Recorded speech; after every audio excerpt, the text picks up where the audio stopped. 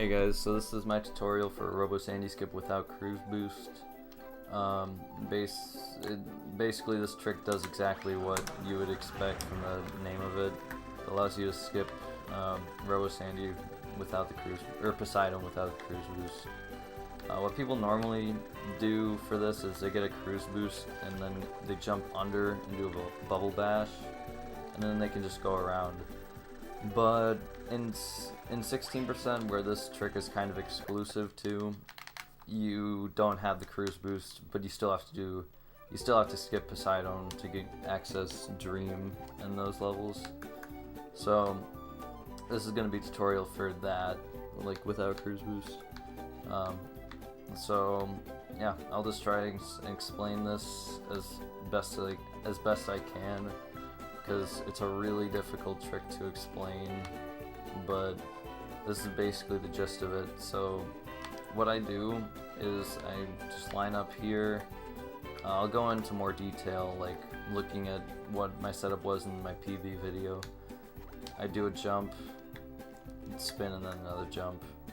But it'd probably be more helpful for me to go over like each step, because there's a lot of cues that you can use to tell when you need to jump or spin or whatever. So I'll just go over to my PB video. Okay, so this is my 1353, and it had a pretty good setup, so I thought this would be really good to use in a tutorial. So first off, this is actually a good point I should go over. So when you go to set up this trick, you want to make sure that you're walking on the street, because anything out here will cause Hans to take you out of the level if you stand there for too long. But if you stand on the street, then you're fine. And like, if you want to make sure that if you're doing it a bit quicker, like rather than just like jumping out past the toll booth and then just running on the street for the whole thing, what I do is I jump on this rock and then do one jump, so I'm only landing on the sand once. So what I do, and another tip is when setting up the ledge grab, if you are like right here, or like on this side of the street, and you stay there, Hans will take you out of level. So I'll switch over to my PB video, and yeah, so we'll just go over like frame by frame, just going over each step. So I do a jump out here, and I grab onto the middle of the street, and what so I land here. I was about to do a jump there, but I paused. So usually I set up my angle with this, although because like this triangle right here, but since my CRT cuts off the overscan from the Xbox, or like the image going to the TV, it doesn't look the same on the video as it does on my TV. So I can't really give the video just like showing what it would look like and what the inputs are, and then if you guys just have to try it out on your TV and find an angle that works. So we'll just, apart from that, like setting up the angle, these are the inputs. So you do a full jump, just one jump, straight forward. So, and then right about here, you're gonna hit the invisible wall that you have to jump under, and you'll start shifting to the left a bit. Right as that starts, or like right after that starts happening, like a few frames later, you want to press the X button, and then, or the button that just does the spin, and then that'll basically allow you to get a little bit more distance under the invisible wall, because it allows you to kind of stay at the same height but still get more distance. So that comes in handy for this trick. So you do the spin, and you're gonna go under the street, you'll start to move to the right, and that's when you've gotten past the invisible wall. And this is a good thing for timing. So I'll just go back over here because this is how I usually practice the timing for this trick. So I jump on these boxes, do a jump, spin, and jump. This is like the best way to practice timing when you should press jump out of a spin, because like you don't want to like lose all that height. You don't want to jump and then spin and then like fall a couple feet and then jump, or whatever the measurements are in this. So like jump, spin, jump, like that would, you just want to practice that just to make sure you're timing the third input right, because you can sometimes get too little height and you just go under the ledge that you have to grab. But yeah, so back to the trick. So once you're you know what, I'll just go over it again, so just like really quick. So just go back into normal speed for a sec. So dang, I did it too fast. Alright, so we were about here. So at this point you do a jump. You hit the invisible wall and you'll start shifting to the left a bit, and then you do a spin right before you go under the street. Once you start moving to the right, then that's when you get past the invisible wall, and that's when you want to jump to the right. And if you like, about here is when I jump to the right, because you can kind of see this bubble right here. So I jump up to the right, although you don't want to I can't really show this, but like you want to hold up and then like a little bit to the right. You don't want it to be just like up and then right as you go under the invisible wall. That would not go, you wouldn't go anywhere.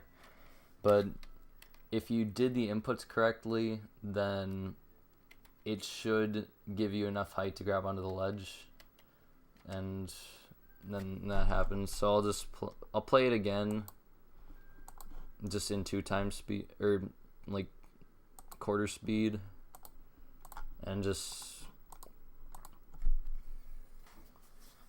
so jump out, I grab onto the ledge, I line up with the triangle right here. I do one full jump out.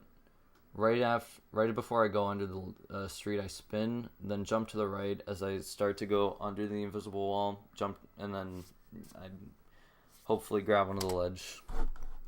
So I'm like, you're probably not gonna get this first try if you just watch this tutorial. Like this is supposed to just give you a better understanding of how the trick works and a better way of setting it up, because like I watched Flare setup video, and like even though you can watch the trick at at quarter speed without knowing the inputs, it's kind of hard to tell the timing and stuff like that.